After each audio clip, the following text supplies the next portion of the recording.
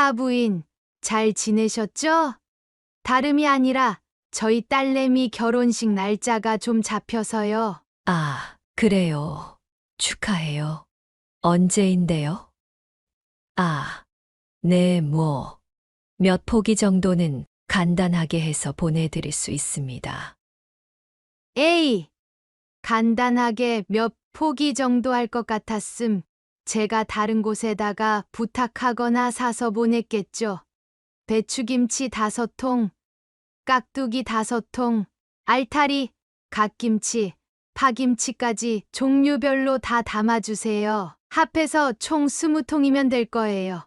예비 시댁이 되실 분들이 가족이 좀 많아서 종류별로 맛이나 좀 보라고 보내드리려고요. 사부인 덕분에 점수 잘 따겠네요.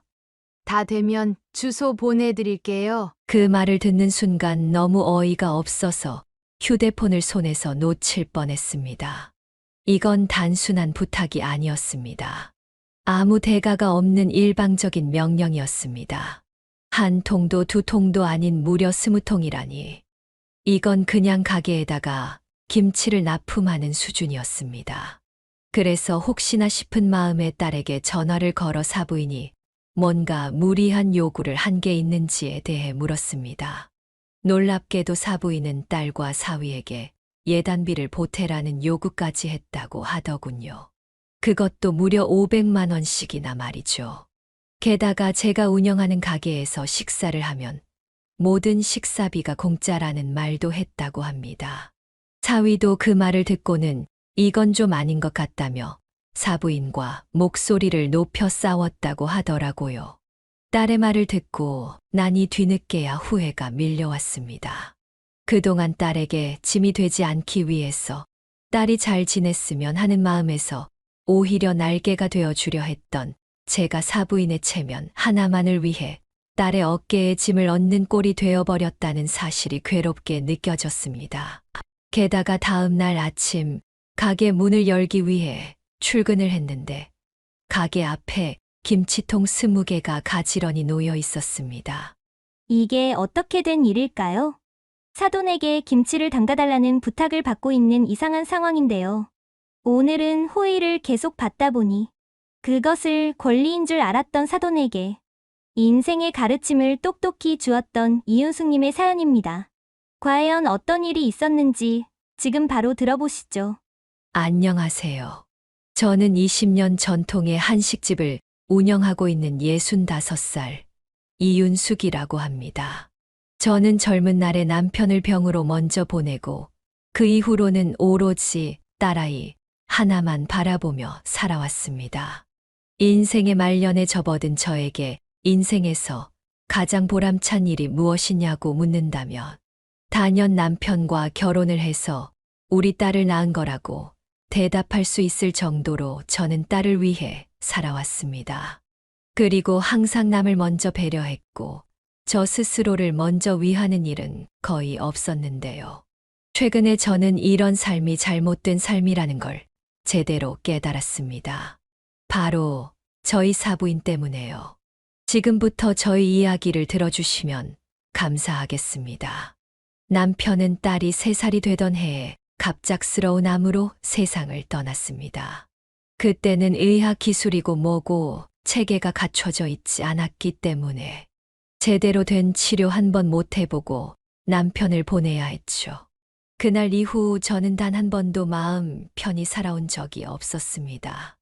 낮에는 식당 일, 밤에는 집에서 부업을 하며 지푸라기라도 잡는 심정으로 딸과 함께 하루하루를 버텼습니다. 고무장갑 하나 살 돈이 없어서 한겨울 찬물에 설거지를 하며 손이 트고 갈라졌을 땐 집에 있는 다 떨어져가는 연고를 알뜰살뜰 짜서 발라가며 버텼고 딸이 학교에서 소풍이라도 가는 날에는 달걀말이 하나, 동그랑땡 하나 더 넣어주고 싶어서 새벽같이 일어나 불 앞에 서곤 했습니다. 그 시절엔 웃는 날보다는 우는 날이 더 많았습니다. 누구에게도 힘든 감정을 털어놓지 못해서 포기하고 싶었던 날도 수없이 많았지만 딸의 작고 여린 숨결 하나에 다시 살아갈 힘을 얻곤 했습니다. 남편 없이 혼자 아이를 키우는 게 얼마나 버거운 일인지 해보지 않은 사람은 아마 짐작도 하지 못할 겁니다. 저는 살아가는 매일매일이 전쟁 같았지만 끝내 인생을 포기하지 않았고 그렇게 엄마로서 꿋꿋이 버텨냈습니다. 그러다 보니 기회는 오더군요. 윤숙 씨, 내가 할 말이 좀 있는데, 네, 사장님, 말씀하셔요. 내가 윤숙 씨한테 가게를 물려주고 싶은데, 식당 운영 한번 해볼 자신 있겠어? 네, 생계를 이어나가기 위해 들어간 식당. 부산의 조그마한 골목에 있던 식당은 점심시간만 되면 손님들이 바글바글 했습니다. 저는 거기서 주방을 맡았고 오는 손님들은 언제나 제 음식을 먹으면 맛있다는 말을 해줬습니다. 그 말을 참 기분 좋게 듣기는 했었는데 갑자기 사장님께서 이런 제안을 해 오시니 뭐라고 말을 못 하겠더라고요. 좋으면 좋다 싫으면 싫다고 해야 하는데 식당을 운영해 보지 않겠냐는 말은 전혀 예상치도 못했던 말이라 말문이 턱 막혔습니다. 나도 이제 내일 모레면 나이가 80이라 몸이 예전 같질 않아. 아침에 일어나서 나오는 것도 힘들고 무릎도 아프고 나야 뭐 그냥 가게 문을 닫아버리면 그만이기는 하지만 그래도 몇십 년 동안 우리 가게 하나만 찾아오던 손님들이 있으니 그 결정마저도 쉽지 않고 아무래도 그렇기는 하죠. 그런데 왜 저한테 가게를? 사장님이 오랜 세월 동안 열심히 운영해 오신 걸 텐데 자식분들한테 물려주시던지 하지 않으시고요. 우리 아들이랑 딸은 이미 외국에서 살고 있어. 한국에 들어오라고 그렇게 말을 해도 들어올 생각을 안 하. 남편이야 몇 년 전에 나보다 먼저 하늘나라로 갔고 그래서 어떻게 해야 하나 생각을 하다가 자네한테 넘겨주면 딱 맞겠다 싶었지. 음식도 잘하고 우리 가게에 대해서 누구보다 잘 아는 사람이니깐 말이야. 어때? 한번 해보겠어? 사장님의 말씀에 저는 한참을 고민하다가 가게를 물려받아 보기로 결정을 했습니다. 다행히 사장님이 바뀌었어도 손님들의 발걸음은 끊이지 않았습니다. 되려 더 입소문을 타게 되어 나중에는 방송까지 나올 정도로 가게가 유명해졌죠. 특히 김치에 관련된 메뉴가 가장 맛있는 것으로 소문이 쫙 퍼졌답니다. 사실 요리를 처음부터 잘했던 건 아니었습니다. 남편이 세상을 떠난 후 입에 풀칠이라도 하고 살아가기 위해 뭐라도 해야겠다 싶어 시작한 게 음식을 하는 것이었고 그 중에서도 김치를 맛나게 담그는 데에 소질이 있었던 것이었어요. 배추를 손수 절이고 양념을 버무리는 것부터 하나하나 몸으로 익혔습니다. 처음에는 물론 실패도 많았습니다. 소금을 너무 뿌리는 바람에 짜서 못 먹을 정도로 된 적도 있고 김치가 숙성이 안 돼 못 먹을 정도로 맛이 변한 적도 있었죠. 그래도 포기하지 않았습니다. 장에서 김치 장사를 하시는 할머니들께 무릎을 꿇고 어떻게 해야 맛난 김치를 담글 수 있는지에 대해서 여쭤보기도 했고 고춧가루 하나에도 몇 시간씩 고민하면서 산지를 바꿔가며 비교도 해봤습니다. 마늘이며 생강이며 다 손질해서 직접 다지고 젓갈은 가장 신선한 것으로 쓰기 위해 새벽마다 수산시장까지 다녔습니다. 그렇게 하나하나 몸으로 익히고 배워나갔기에 손님들의 입맛에 딱 맞춘 김치를 담을 수 있었습니다.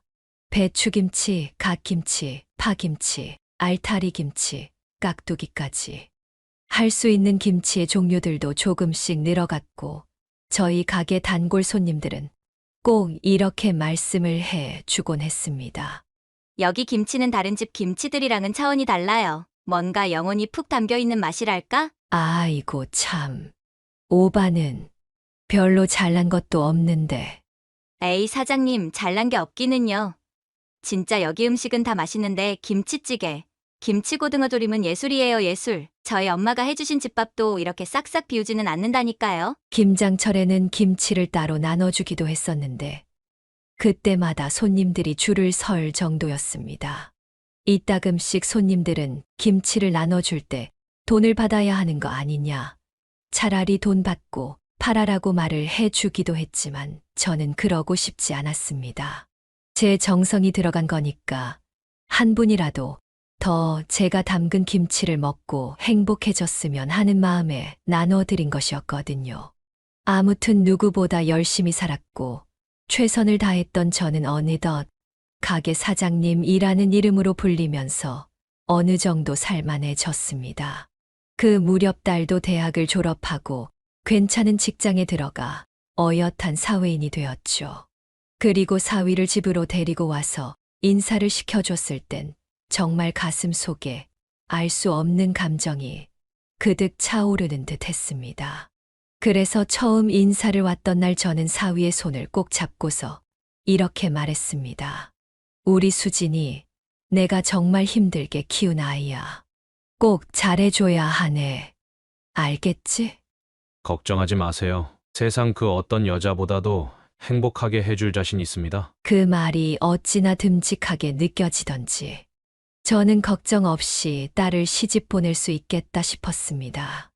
딱 하나 마음에 걸리는 게 있었다면 바로 사부인과 사돈 처녀였는데요. 사부인은 어딘가 모르게 깍쟁이 같은 부분이 있었고 사돈 처녀는 온실 속에 화초처럼 자란 듯 왈가닥스러운 부분이 있었습니다. 쉽게 말하면 곱게 자란 딸의 표본 같았어요.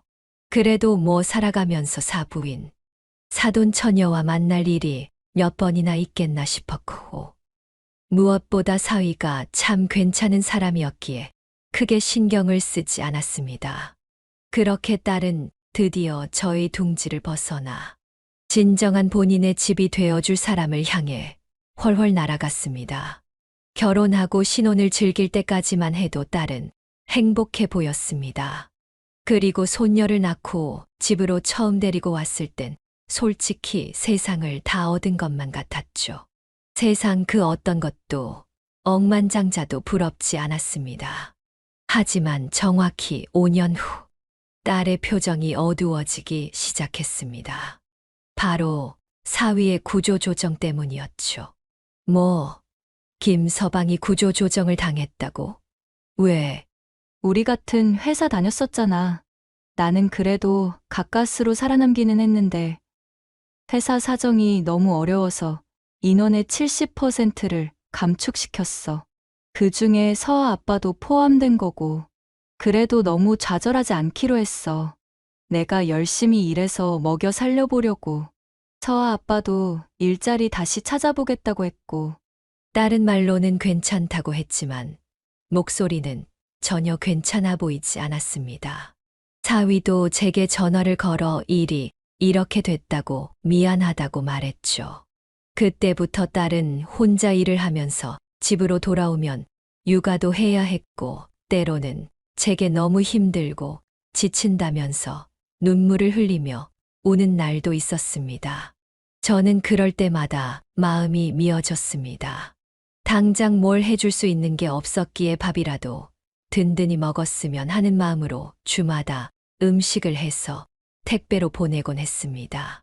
특히 딸이 좋아하는 깍두기 하며 오이소박이 하며 그런 것들을 아낌없이 담아 보냈죠. 조금이라도 힘들지 않았으면 하는 마음에서요. 딸은 택배를 받아들고 항상 울면서 전화를 했습니다. 엄마 고마워. 안 그래도 엄마가 해준 오이소박이가 너무 먹고 싶었는데 이거 하나만으로도 밥 2공기는 뚝딱 하겠다. 그래. 힘들수록 밥은 제대로 챙겨 먹고 살아야 하는 거야.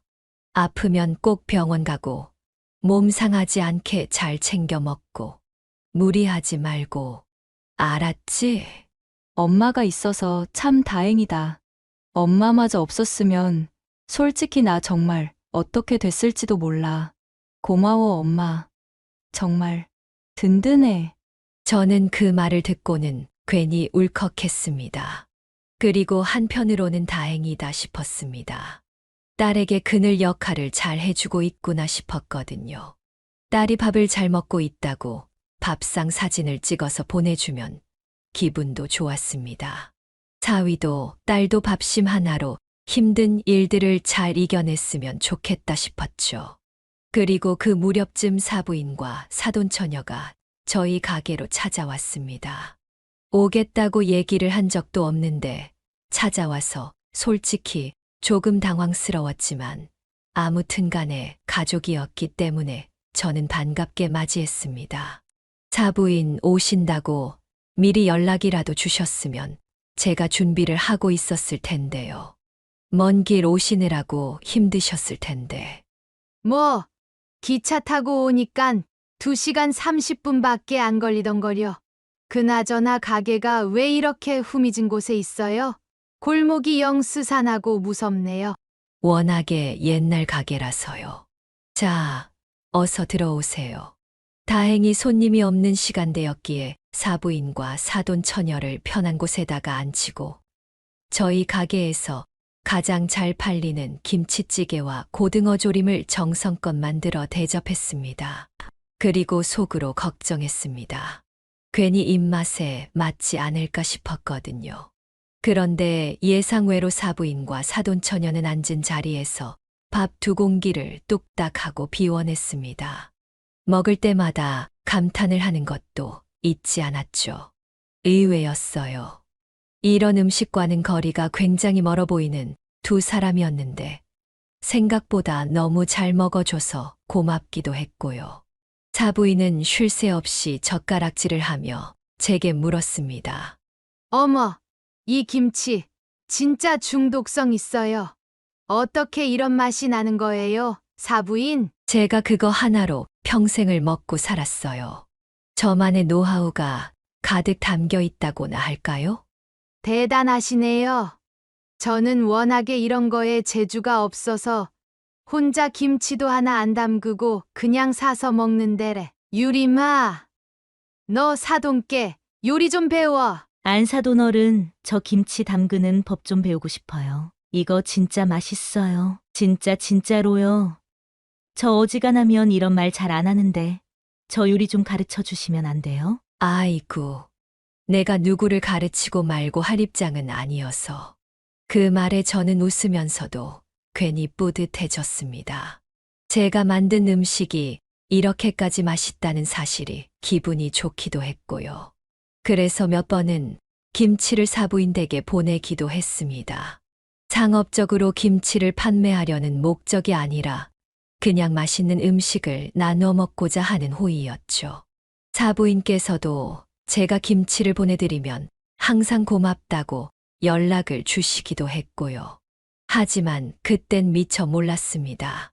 아무 생각 없었던 저의 정이 언젠가 제게 묵직한 짐이 되어 돌아올 줄은요.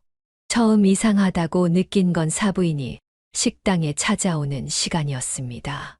한 번도 아닌 2번, 3번, 4번 이상 반복되다 보니 확실히 뭔가 좀 이상하다는 생각이 들었습니다. 사부인은 서울에 살고 계시고 저희 가게는 부산인데 매번 기차를 타고 내려온다는 게 좀 이상하다 싶었죠. 게다가 이상하게도 제가 외출하거나 시장을 보러 잠깐 나간 시간에만 맞춰 식당에 찾아오셨다는 겁니다. 마치 제가 없는 시간대를 계산하고 일부러 찾아오는 것처럼 느껴졌습니다. 처음에는 우연이라고 생각하고 사부인께 말씀을 드렸지만 나중에는 우연이 아니라는 것을 알게 됐습니다. 어느 날 같이 일을 하는 직원이 저한테 다가와서 이렇게 이야기를 하더군요. 사장님 사돈분이 오늘도 가게에 다녀가셨어요. 네, 오늘도요? 네, 제가 굳이 사장님께는 말씀을 안 드리려고 했는데 이제는 말씀을 좀 드려야 할 것 같아서요. 매번 가게에 오실 때마다 공짜로 좀 달라느니 가족이라느니 뭐니 하셔가지고요. 그 말을 듣는 순간 제 귀가 확 달아오르고 얼굴이 딱딱하게 굳어져 버리고 말았습니다. 저희 가게는 철칙이 있습니다. 가족이든 친구든 누구든 할인 없이 무조건 정가로만 돈을 받는다는 철칙 말입니다. 그런데 가족이라는 이유로 대놓고 할인을 요구하고 그것도 제가 없는 틈을 타서 그런 식으로 직원에게 행동했다는 사실이 정말 창피하게 느껴졌습니다. 며칠 뒤 또 다른 직원이 눈치를 보며 말했습니다. 사장님, 이건 말씀드리기가 좀 조심스러운데요. 사돈분께서 저희 가게 오시면 항상 지인 할인 적용해달라고 고집하세요. 사장님 안 계실 때만 오시는 거 알고 계시죠? 설마 오늘도 왔던가요? 네, 오늘은 본인 친구분들 데리고 오셔가지고 그렇게 말씀해 주셔서 안 된다고 하시니까 막 난리를 부리시길래 어쩔 수 없이 할인해서 카드 결제해 드렸어요. 죄송해요, 거절 못해서. 순간 가슴 깊은 곳에서 뭔가가 부글부글 끓어오르는 걸 느꼈습니다. 이 식당은 제가 인생을 갈아 넣어 만든 곳이고 저 혼자 운영하는 곳도 아니었는데 직원들에게 할인을 해주지 않는다는 이유로 난리를 치다니 정말이지 마음 같아서는 한 소리 해버리고 싶었습니다. 하지만 저는 쉽게 결정을 내리지 못했습니다. 사부인이기 이전에 제 딸의 시어머니였고 제가 여기서 나선다면 혹시라도 딸에게 보복을 할까 걱정이 됐기 때문이었죠. 그런데 얼마 지나지 않아 딸이 전화를 걸어서 이런 이야기를 하는 겁니다. 엄마, 요새 우리 신우 좀 이상한 것 같아. 응, 왜 갑자기? 아니, 자기 SNS에 버젓이 엄마 가게 음식을 올려놓고 우리 가족이 운영하는 식당이에요. 라고 올려놓은 거 있지? 어떻게 보면 가게 홍보 같아 보일 수 있는데 뭔가 뉘앙스가 이상하잖아. 모르는 사람들이 보면 시댁 식구들이 직접 운영하는 곳인 줄 알 거 아니야. 그 말을 들은 순간 가슴 속이 싸늘하게 식어버리는 느낌이 들었습니다. 저는 SNS를 하지 않는 사람이었기에 사돈 처녀가 진짜로 그런 글을 쓰고 다니는 줄도 모르고 있었어요. 그래도 저희 가게는 방송도 탄 가게고 이미 알 사람은 다 알고 있었기에 그런 걸로 오해를 하는 사람이 있을까 싶었죠. 그런데 그 이후로 처음 찾아오는 손님들이 그런 식으로 오해를 하기 시작했습니다. 사돈 처녀의 친구들처럼 보이는 사람들이 찾아와서는 사돈 처녀의 이름을 부르며 어디 있느냐고 물어보기도 했고 SNS에서 보고 왔다며 이걸 보여주면 음식 메뉴가 공짜라면서 화면을 보여주는 사람들도 있었습니다. 그런 상황을 겪을 때마다 뭔가 잘못되어 가고 있다는 것을 확실하게 느낄 수 있었습니다. 그리고 거기다 한술 더 떠서 사부인은 가게에 대한 질문을 제게 구체적으로 하기 시작했습니다.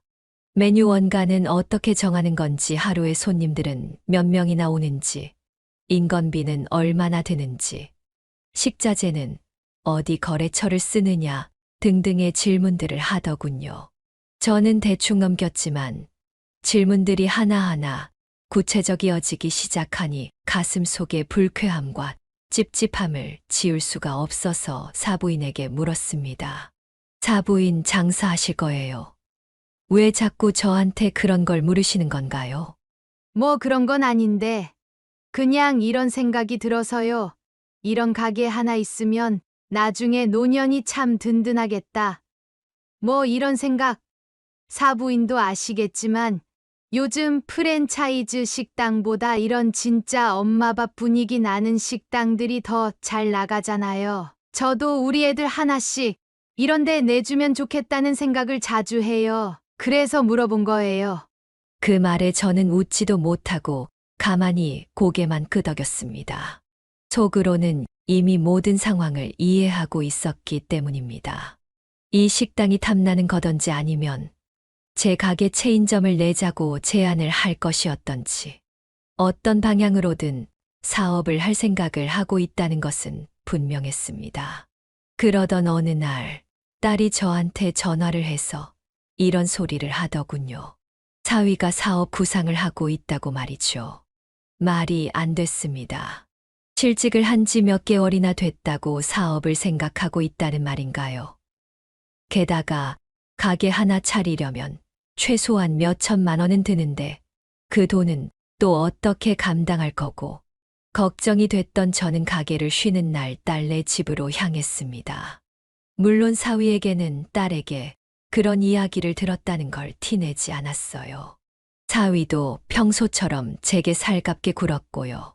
그리고 같이 저녁 식사를 하는데 사위가 조심스럽게 저한테 가게에 대한 이야기를 꺼내는 겁니다. 장모님, 사실 제가 요즘 창업을 생각하고 있습니다. 어떻게 하면 실패 없이 잘 할 수 있을까 고민을 하고 있는데 생각해보니 장모님 가게로 체인점을 하나 만들면 어떨까 싶어서요. 내 가게로 체인점을 내. 왜 그렇게 생각을 한 건가? 장모님 가게는 이미 검색만 해도 나올 정도로 유명하기도 하고 또 전국 각지에서 소문 듣고 오신 분들도 많이들 몰리고 있고 체인점을 하나 만들면 참 좋겠다 싶었습니다. 또 장모님께서 저한테 음식을 가르쳐 주시면 직원 없이 저 혼자 운영도 해보고 싶고요. 정말 미안하지만 그건 어려울 것 같네. 나도 처음에는 내 가게로 시작했던 게 아니야. 원래 운영하시던 분께서 나를 믿고 가게를 넘겨주신 걸세. 그래서 나는 가게를 물려받을 때부터 다짐했어. 여기는 절대로 체인점으로 만들지 않고 오직 내 가게로만 운영하기로. 당신 그런 소리 함부로 하지 마. 우리 엄마가 얼마나 힘들게 장사하셨는지 알면 그런 소리 쉽게 못할 거야. 차라리 할 거면 프랜차이즈를 해. 괜히 우리 엄마한테 묻어가려고 하지 말고. 그날을 기점으로 딸과 사위의 관계에도 어색함이 흐르고 있다고 했습니다. 제가 중간에서 해줄 수 있는 건 아무것도 없었습니다. 그저 저는 저의 의견을 피력했을 뿐인데 딸과 사위의 관계가 어색해졌다는 것이 미안하기도 했지만 제가 개입을 하게 되면 결국에는 사위가 원하는 대로 하게 해줄까봐 괜히 나서지 않았습니다. 그렇게 시간이 하루, 이틀씩 지날수록 저는 확실히 느꼈습니다. 이 모든 변화는 우연이 아니라는 걸요. 가족이라는 이름 아래 깔려있는 작은 이기심들과 욕심들, 호의가 권리인 줄 아는 모든 것들이 모습을 드러내면서 저희 가족을 덮쳐오고 있었습니다. 그러던 어느 날 사부인에게서 전화가 걸려왔습니다. 평소에 높은 하이톤 목소리보다도 유난히 낮고 다정한 목소리였습니다. 게다가 뭔가 조심스러워 보이기도 했죠. 사부인, 바쁘실 텐데 죄송해요. 잠깐 통화 가능하실까요? 네, 잠깐 정도는 괜찮아요. 무슨 일이시죠? 사부인. 요즘 우리 딸이 요리에 관심이 많아졌어요. 결혼 준비도 해야 하고 살림도 시작해야 하니 실전 경험 삼아 식당에서 일 좀 배우면 좋겠다고 하더라고요. 그런데 아시다시피 식당에서 일을 하려면 경력이 있는 사람들을 많이 쓰잖아요. 그래서 사부인께서 저희 애한테 일 좀 가르쳐 주시면 어떨까 싶어서요. 길게는 말고 몇 주 정도만이라도요. 가족이잖아요. 그 소리를 듣고 저는 무척이나 당황스럽고 또 황당했습니다. 주방 일은 아무나 할 수 있는 일이 아니라는 것 다들 잘 알고 계실 겁니다. 음식 하나를 만드는 데에도 얼마나 신중해야 하는데 그걸 쉽게 여기고 가족이라는 이유 하나만으로 제게 주방 일을 가르쳐 달라고 하다니. 그래서 저는 고민할 것도 없이 정중히 부탁을 거절했지만 사도는 제 말에 아랑곳하지 않고 딸이 음식과 일을 배우고자 하는 열정이 대단하다며 거듭 제가 부탁을 해왔습니다. 요즘 시댁에서는 음식을 잘하는 며느리를 좋아한다. 시댁에서 점수를 좀 따고 싶다. 온갖 부탁에 부탁을 거듭했기에 저는 결국 사부인과 사돈처녀의 체면을 생각해 딱 2달만이라는 조건으로 가게에서 일을 하는 것을 허락했습니다. 마침 부산에 사는 친구가 있어 2달 정도 신세를 지기로 했다고 하더군요. 그렇게 며칠 후 사돈 처녀가 처음으로 저희 가게에 출근을 했습니다. 하지만 첫 출근부터 삐걱거렸습니다. 출근 시간보다 40분이나 늦게 가게로 나온 겁니다. 늦은 이유가 더욱 가관이었습니다. 샵에서 메이크업을 받기로 해뒀는데 예약에 늦어서 출근도 늦어졌다는 것이었죠. 저기 사돈 처녀. 식당은 말 그대로 주방 일을 하는 곳이야. 기름도 막 튀고 불 앞에서 땀도 뻘뻘 흘리고 해야 하는데 화장을 굳이 왜? 그래도 처음인데 이쁘게 보이면 좋잖아요. 아, 저 잠깐만요. 사돈 처녀는 앞치마를 걸치지도 않고 무작정 조명 아래에서 휴대폰을 들고 셀카를 찍기 시작했습니다. 그 모습을 지켜보고 있던 저와 직원들은 황당함에 입을 다물 수가 없었어요. 늦은 것도 모자라서 일을 할 생각도 없이 본인의 사진이나 찍고 앉아 있다니 저래 가지고 어떻게 주방 일을 배울 수 있겠나 싶었죠. 그 모습을 보며 저는 마음 깊은 곳에서부터 불안이 스멀스멀 피어오르기 시작했습니다. 그리고 말없이 앞치마를 건네주며 조용히 속으로 다짐했습니다. 더도 말고 덜도 말고 딱 2달만 꾹 참자고 말입니다. 하지만 사돈 처녀의 행동은 나아지지 않고 오히려 시간이 지날수록 주방 분위기를 흐트러뜨리는 존재가 됐습니다. 일은 제대로 배우려고 하지도 않고 SNS에 올릴 사진을 찍기 바빴습니다. 손님이 많은 점심시간에도 수저 세팅 하나 제대로 하지 못했고 한 손엔 스마트폰을 쥐고 한 손은 반찬을 건성건성 담다가 그릇을 떨어뜨리기 일쑤였습니다. 게다가 왜인지는 모르겠지만 저희가 가스레인지 앞에서 음식을 하고 있으면 그걸 영상으로 일일이 촬영을 하더라고요. 이걸 왜 촬영해요? 아, 아니요. 그냥 요리하는 과정을 좀 담아두고 나중에 집에 가서 돌려보면 좋을 것 같아서요. 영상으로 촬영하지 말고 직접 배우고 손으로 익히는 게 훨씬 나아요. 자, 이리 와봐요. 내가 하나씩 가르쳐 줄 테니깐. 다들 말 안 해도 아실 겁니다. 묘하게 쎄한 그 느낌을. 게다가 계산대 앞에서 계산을 할라치면 손님들에게 가벼운 농담 따먹기를 자주 하려 드는 탓에 불쾌감을 느낀 손님들도 있었습니다. 단골 손님들은 조용히 저를 불러서 사돈 처녀를 향해 이상한 직원이 한 명 들어온 것 같다며 가게 분위기를 완전히 다 망쳐놓는 것 같다고 귀띔했습니다. 그러면 저는 손님들께 불쾌감을 안겨드려 죄송하다고 고개를 조아리는 것이 일상이 됐고 같이 일을 하는 저희 직원들도 하나둘씩 불만을 드러내기 시작했습니다. 대부분 같이 일을 하는 것이 너무 불편하다는 것이었죠. 사실 저도 많이 불편했습니다. 사돈 처녀는 음식에 대한 개념 자체가 없어서 재료를 함부로 다루는 바람에 버리는 경우가 많았고 위생 개념도 부족했습니다. 한 번은 미역국을 끓이면서 고춧가루를 넣는 걸 보고 제가 깜짝 놀라서 말렸더니 되려 웃으며 이렇게 말했습니다. 요즘은 퓨전 요리가 대세라고 하잖아요. 트렌드에 따라야죠. 아무리 그래도 그렇지. 누가 미역국에다가 고춧가루를 넣어요. 왜요? 손님들도 색다른 맛을 좋아하실지 누가 알아요? 고소한 미역국만 있으라는 법 있어요? 칼칼하고 얼큰한 김치찌개 같은 미역국도 있어야죠. 한마디로 그냥 정신이 나가버릴 것 같았습니다. 약속한 2달을 모두 채우면서 사돈 처녀를 데리고 있다가는 요리, 실력 향상은커녕 직원들도 잃고 가게 평판도 잃고 단골도 잃고 모든 걸 다 잃어버릴 것 같다는 생각이 들더군요. 그래서 저는 결심했습니다. 약속한 2달을 채우겠다는 약속을 지키지 않기로 말이죠. 그렇게 저는 참다 못해 사돈 처녀에게 정중히 가게에서 나가줄 것을 요구했고 사돈 처녀는 씩씩거리다가 본인의 짐을 들고 인사 한마디 없이 가게를 홀랑 나가 버렸습니다. 직원들은 그 모습을 보고 뭐 저런 애가 다 있냐며 다들 한마디씩 얹더라고요. 저도 황당했습니다. 그래도 저와는 가족인데 저렇게까지 막무가내로 행동을 하는 게 이해가 가지 않았습니다. 그리고 그날 저녁 사부인이 제게 전화를 걸어왔습니다. 아니, 사부인. 정말 너무하시는 거 아닌가요?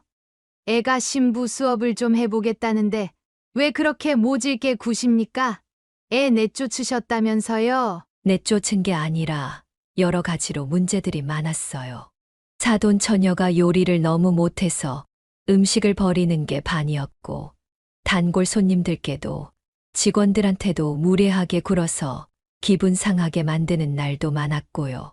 저는 가게를 총괄하는 사장으로서 합당한 결정을 내렸을 뿐입니다. 사부인. 아무리 가족이라고 하지만 아닌 건 아닌 겁니다.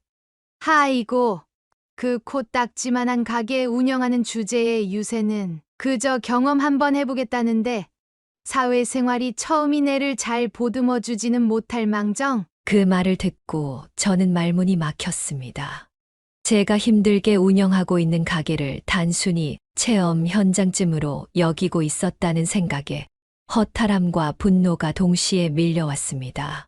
그 뒤로 사부인과의 관계는 자연스럽게 소원해졌습니다.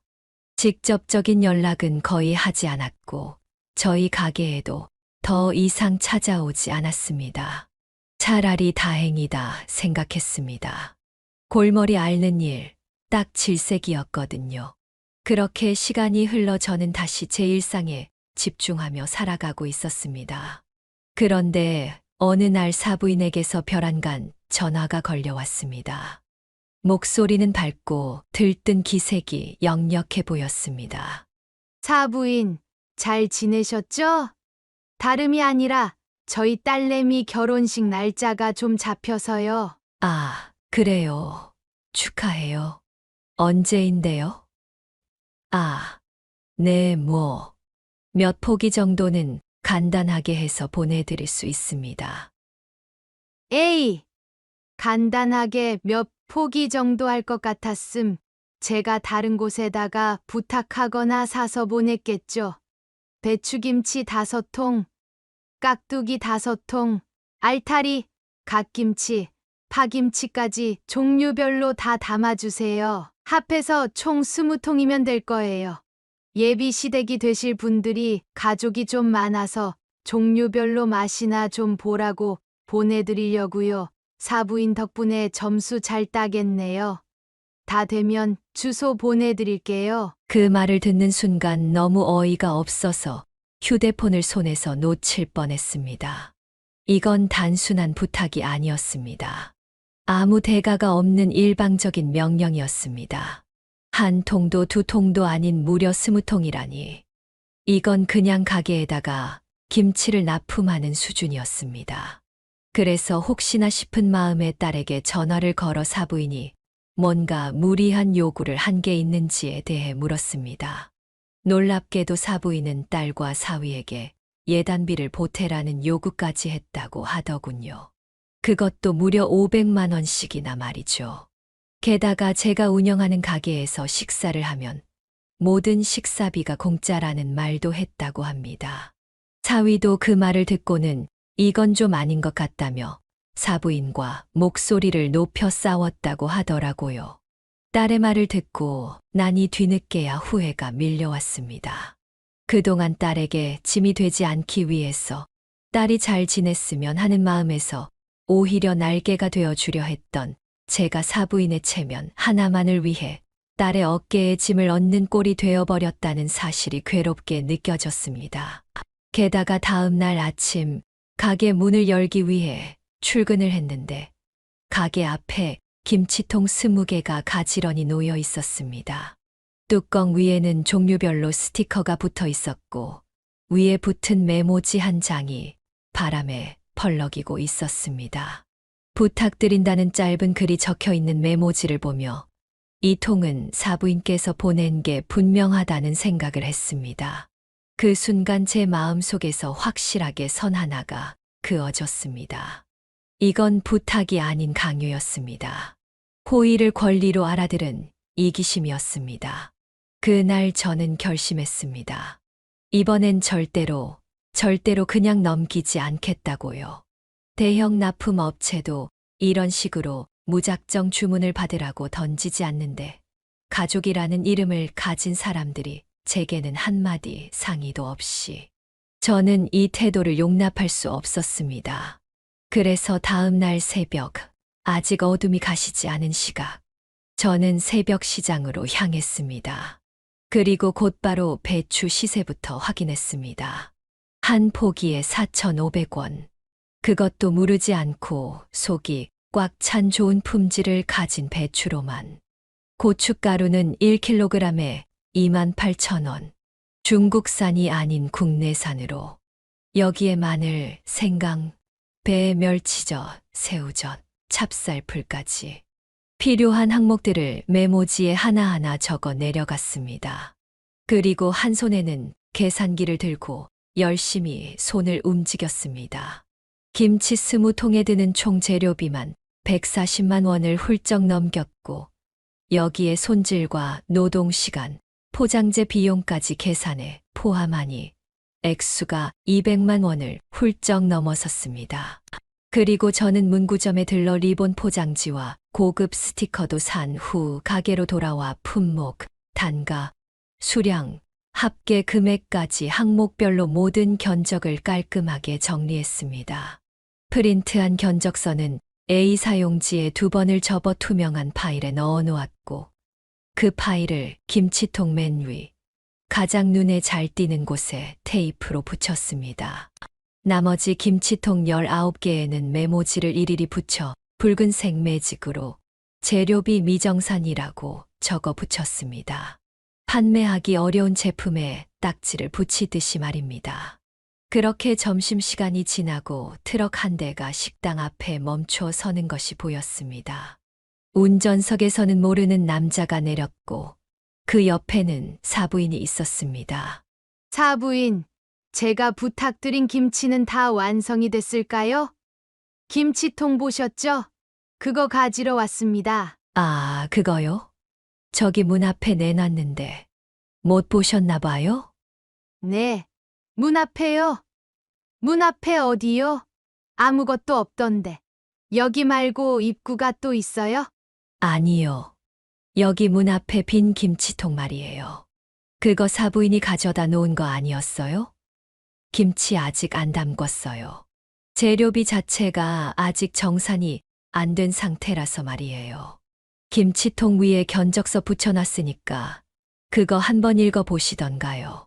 사부인은 황당한 표정으로 저를 쳐다보다 이내 밖으로 나가 몇 번 두리번거리더니 견적서를 꺼내 펼쳐들었습니다.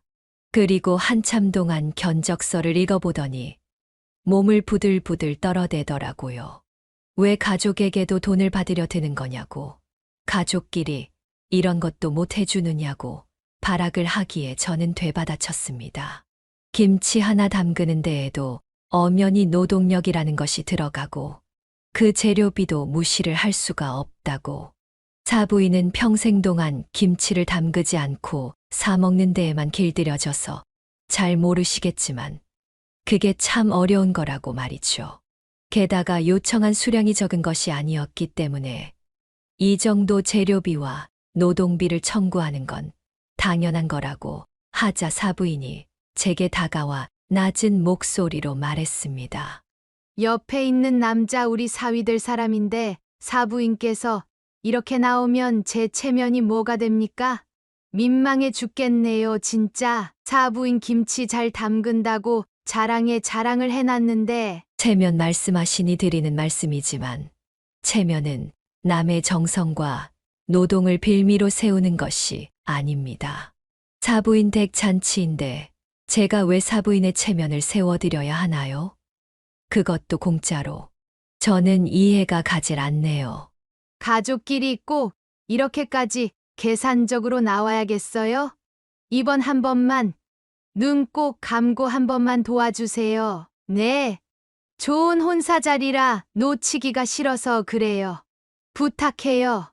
부탁이라는 건 새벽에 김치통 20개를 남의 가게 앞에다가 트럭으로 갖다 놓고 문자 한 줄 보내는 걸 부탁이라고 하는 게 아니죠. 부탁은 상호간에 충분히 협의를 거쳐서 하는 거고, 이건 일방적인 요구라고 부르는 거예요. 게다가 어제 통을 가져다 놓고서 오늘 찾아와서 김치를 다 담궜는지 물어본다고요? 이건 착취라고 해도 무방하죠. 김치가 뭐 하늘에서 뚝 떨어지는 건 줄 아셨나요? 제가 뭐라고 말을 더 하려던 순간 사돈 처녀의 남편 될 사람이 사부인의 팔목을 잡아 끌면서 이만하면 됐다고 김치를 먹지 않겠다고 말을 하더군요. 사부인은 제게 굴었던 것과는 달리 그 남자에게 절절매며 그냥 이야기가 안 통해서 그러는 거다. 내가 잘만 하면 넘어올 거라고 설득했습니다. 하지만 이미 질릴 대로 질린 듯한 그 남자는 고개를 내저었어요. 그리고 사부인은 한참 동안 제가 앉은 자리를 노려보다가 이내 자리를 떠났습니다. 골목을 차지하고 있던 트럭은 이내 사라졌고 그제야 저는 한숨을 푹 내쉬며 의자에 앉을 수 있었어요. 허탈했습니다. 왜 호의가 이런 식으로 돌아오는 건지 이해도 가지 않았고 말이죠. 그날 저녁 장사를 마친 저는 한동안 열지 않았던 노트북을 열어서 엑셀 파일 하나를 열었습니다. 거기에는 제가 그동안 정리해 둔 기록들이 고스란히 남아 있었습니다. 그간 사부인에게 보냈던 김치, 반찬, 국거리며 조림류, 그리고 식당에 들렀을 때 받지 않았던 식사값까지 모두 다. 남들은 기록을 하지 않은 줄 알았겠지만 저는 모두 다 남겨놓고 있었습니다. 날짜, 수량, 단가, 원재료 비용, 그에 드는 시간까지 하나도 빠트림 없이 일일이 기록을 해뒀어요. 김치 한 포기를 담그는 데 들어가는 노동 시간을, 그리고 음식 하나 만드는 데 들여지는 정성을 저는 누구보다 잘 알고 있었습니다. 사실 처음에는 돈을 받아먹으려는 목적은 조금도 없었습니다.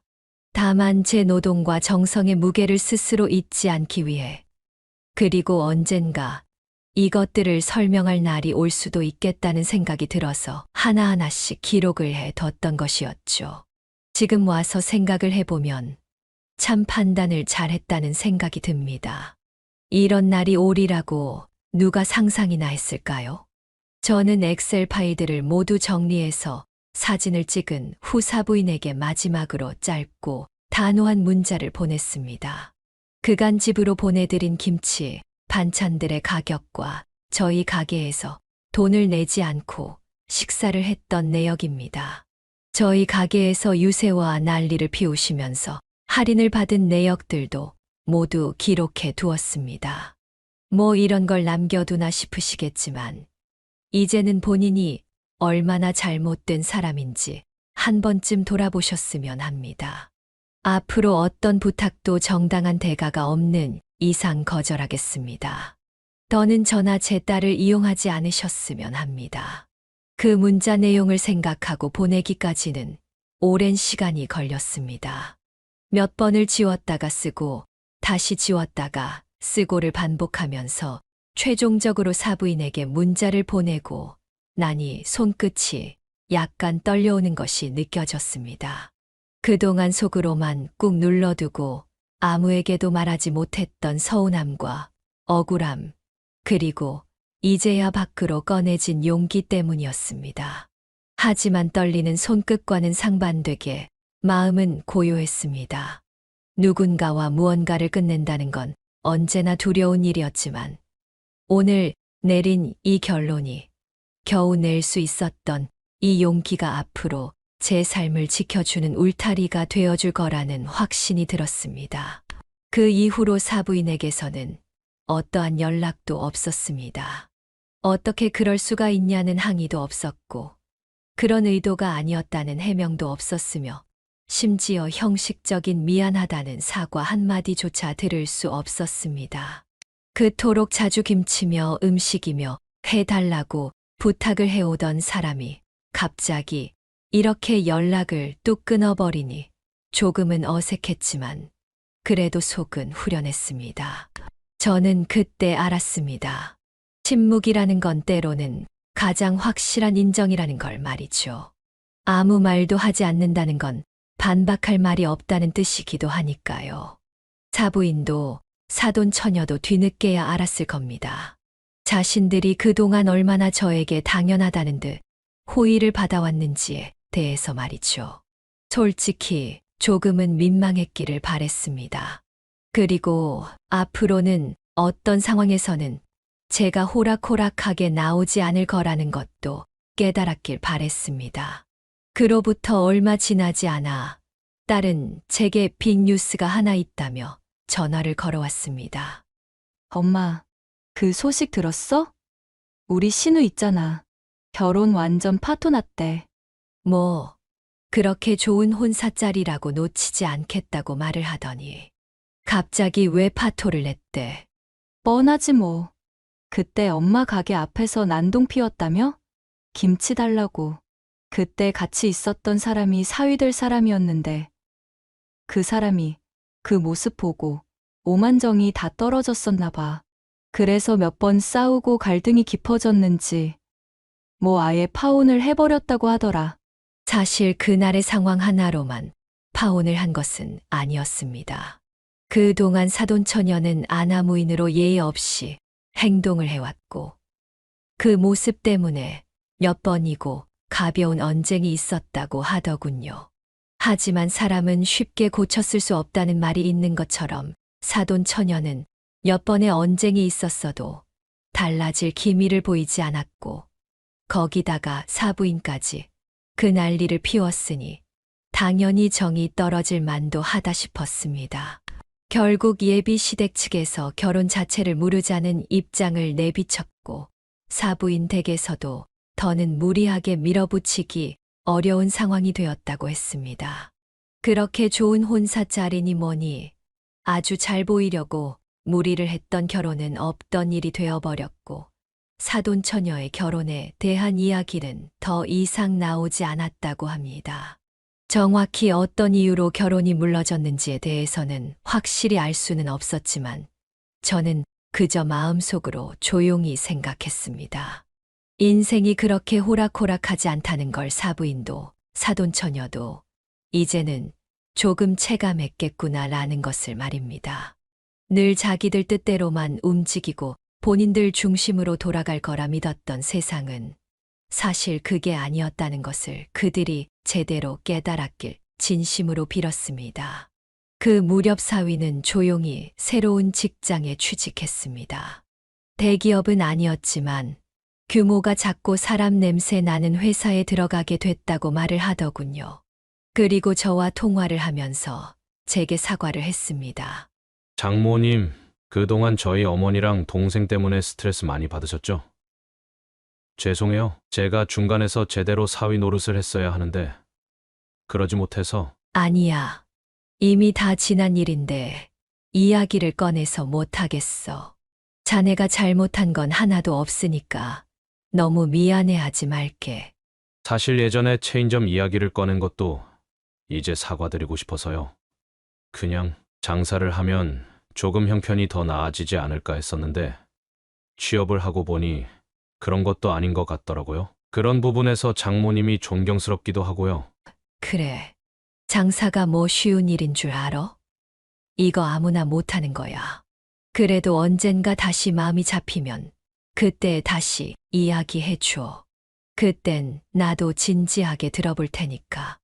회사 생활 잘하고 가족들도 잘 챙기고 한 배에서 태어났는데 어쩜 이렇게 둘이 다른지 사위와 사돈 처녀를 보면서 속으로 항상 생각했던 건데 사위의 사과를 듣고 나니 더 확실히 알게 됐습니다. 사부인과 사돈 처녀는 제게 진심 어린 사과 한마디 하지 않았지만 사위는 계속해서 제게 미안함을 가지고 있었고 또 사과를 했으니 이제 그걸로 됐다 싶었습니다. 아, 그리고 저는 최근에 식당을 새롭게 리모델링 했습니다. 벽지를 새로 바르고 바닥 타일을 바꾸고 오래된 주방도 새롭게 단장했죠. 메뉴판도 다시 만들었고 오랫동안 사용했던 간판도 심플한 디자인으로 바꿨습니다. 워낙에 옛날 가게이기도 하고 너무 허름한 분위기에서 식사를 하는 것도 좀 그렇겠다 싶어 큰맘 먹고